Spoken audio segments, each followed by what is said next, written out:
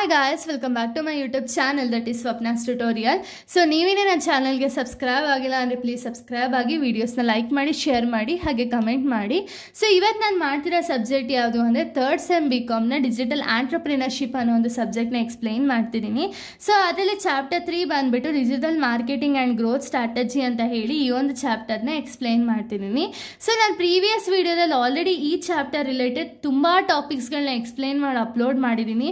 Already chapter 1, chapter 2 and chapter 3 related already ಒಂದು ನೋಟ್ಸನ್ನು explain ಮಾಡಿದ್ದೀನಿ. So ಇದು ಬಂದುಬಿಟ್ಟು ಡಿಜಿಟಲ್ ಮಾರ್ಕೆಟಿಂಗ್ ಆ್ಯಂಡ್ ಗ್ರೋತ್ ಸ್ಟ್ರಾಟಜಿನ ಒಂದು ಲಾಸ್ಟ್ ಟಾಪಿಕ್ ಆಗಿದೆ, ಓಕೆನಾ.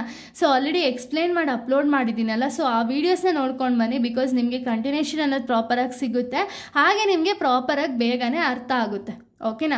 ಸೊ ಈ ಒಂದು ವಿಡಿಯೋದಲ್ಲಿ ನಾನು ಕನ್ವರ್ಷನ್ ರೇಟು ಮತ್ತು ರಿಟರ್ನ್ ಆನ್ ಇನ್ವೆಸ್ಟ್ಮೆಂಟ್ ಬಗ್ಗೆ ಅದ್ರ ಮೀನಿಂಗು ಆಬ್ಜೆಕ್ಟಿವ್ನ ಈ ಒಂದು ವಿಡಿಯೋದಲ್ಲಿ ಎಕ್ಸ್ಪ್ಲೈನ್ ಮಾಡ್ತಾ ಹೋಗ್ತೀನಿ, ಓಕೆನಾ. ಸೊ ಕನ್ವರ್ಷನ್ ರೇಟ್ ಅಂದರೆ ಏನು ಅಂದರೆ digital marketing matrix that measures the percentage of the users who take a desired action after visiting a website or viewing an ad. ಅಂದರೆ ಏನು ಕನ್ವರ್ಷನ್ ರೇಟ್ ಅಂದರೆ ಏನು ಅಂದರೆ, ಸೊ ಇದೊಂದು ಡಿಜಿಟಲ್ ಮಾರ್ಕೆಟಿಂಗ್ನ ಒಂದು ಮ್ಯಾಟ್ರಿಕ್ಸ್, ಓಕೆನಾ.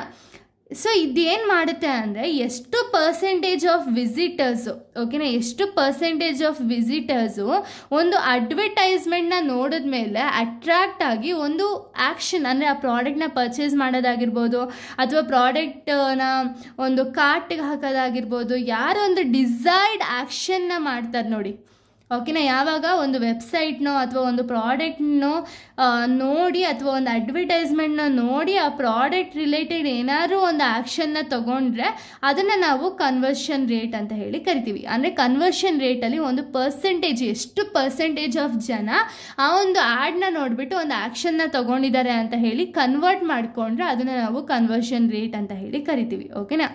ಈ ಕನ್ವರ್ಷನ್ ರೇಟ್ನ ಯಾವ ಫಾರ್ಮುಲಾದಲ್ಲಿ ನಾವು ಎಕ್ಸಿಕ್ಯೂಟ್ ಮಾಡ್ತೀವಿ ಅಂದರೆ conversion rate is equals to number of conversion divided by total visitors. ಅಂದರೆ ಏನು ಡಿಸೈರ್ಡ್ ಆ್ಯಕ್ಷನ್ ತೊಗೊಂಡಿರ್ತಾರಲ್ಲ, ಆ್ಯಕ್ಷನ್ ಎಷ್ಟು ಜನ ತೊಗೊಂಡಿದ್ದಾರೆ, ಹಾಗೆ ಎಷ್ಟು ಜನ ಆ ವೆಬ್ಸೈಟ್ನ ವಿಸಿಟ್ ಮಾಡಿದ್ದಾರೆ ಅನ್ನೋದ್ರ ಮುಖಾಂತರ ನಾವು ಕನ್ವರ್ಷನ್ ರೇಟ್ ಅನ್ನೋದನ್ನ ಫೈಂಡ್ ಔಟ್ ಮಾಡ್ತೀವಿ, ಓಕೆನಾ.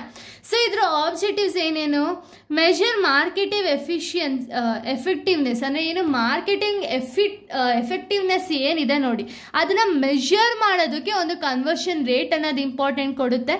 Next increase sales and revenue, sales and revenue ಏನಿದೆ ಅದನ್ನು ಇನ್ಕ್ರೀಸ್ ಮಾಡೋದಕ್ಕೆ ಕೂಡ ಒಂದು ಕನ್ವರ್ಷನ್ ರೇಟ್ ಅನ್ನೋದು ತುಂಬ ಇಂಪಾರ್ಟೆಂಟ್ ಆಗುತ್ತೆ, ಓಕೆನಾ.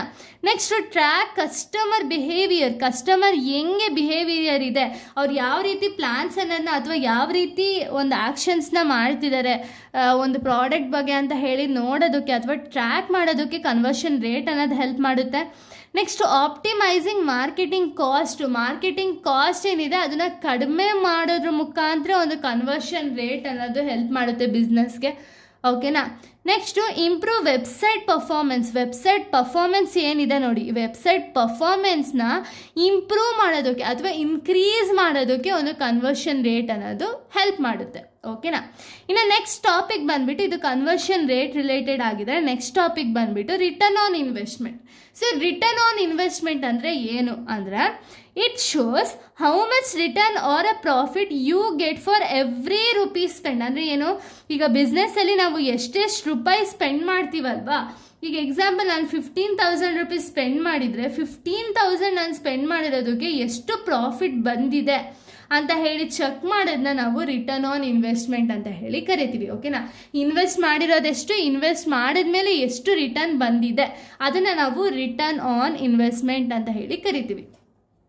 ಸೊ ಇದನ್ನು ಯಾವ ರೀತಿ ಕ್ಯಾಲ್ಕುಲೇಟ್ ಮಾಡಬೇಕು ಅಂದರೆ net profit divided by cost of investment into 100.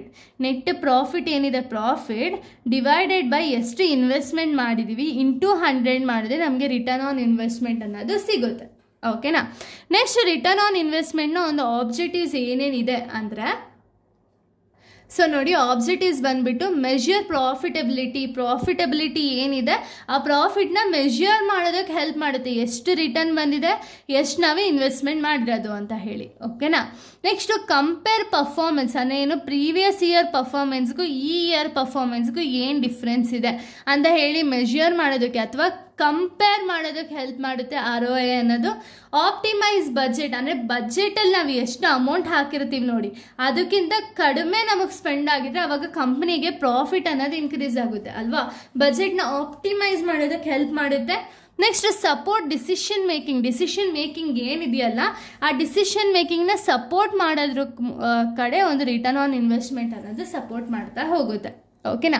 ಇಲ್ಲಿಗೆ ಕಂಪ್ಲೀಟಾಗಿ ಚಾಪ್ಟರ್ 3 ಅನ್ನೋದು ಕಂಪ್ಲೀಟಾಗಿ ಮುಗಿಯುತ್ತೆ. ನೆಕ್ಸ್ಟ್ ವೀಡಿಯೋದಲ್ಲಿ ನಾನು ಲಾಸ್ಟ್ ಅಂದರೆ ಚಾಪ್ಟರ್ 4ನ ಎಕ್ಸ್ಪ್ಲೇನ್ ಮಾಡ್ತಾ ಹೋಗ್ತೀನಿ. ಸೊ ಇಲ್ಲಿಗೆ ಒಂದು ವಿಡಿಯೋ ಅನ್ನೋದು ಕಂಪ್ಲೀಟ್ ಆಗುತ್ತೆ. So thank you guys, thanks for watching.